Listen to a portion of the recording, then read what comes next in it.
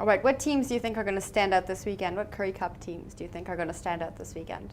I think Western Province playing in front of their home faithful for the first time this season at Currie Cup level, and under pressure to keep on sort of evolving their style of rugby. They were a little bit disappointing for the early part of Super Rugby, where they immediately were sort of knocked out of contention.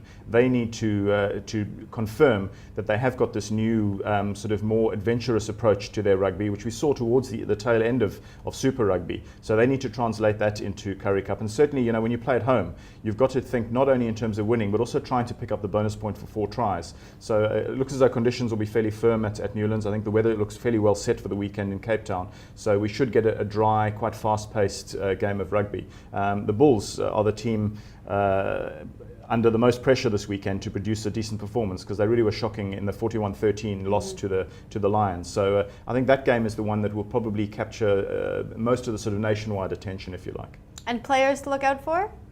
Well, there's always, again in the Newlands match, I suppose you've got, now that Damien Delende has been called up to the Springbok side, you've got quite an interesting little battle at number 13, where two sort of forgotten Springboks, if you like, will be coming up against each other. Juan de Jong, who's the new captain of Western Province, is playing in the number 13 jersey. Up against him is JJ Engelbrecht, who last year was still a fairly staple presence at number 13 for the Springboks. So that's quite an interesting little matchup, with two players wanting to remind Heineke Meyer that they still have international credentials, and one of them will be obviously trying to eclipse the other en route to trying to get back into the Springbok picture. So I think that's quite a nice little matchup. All right, so for anyone who's watching this video, if they're going to be at any of the games this weekend, how can they share photos with you and check out the live updates? Well, we always want people to follow our live updates.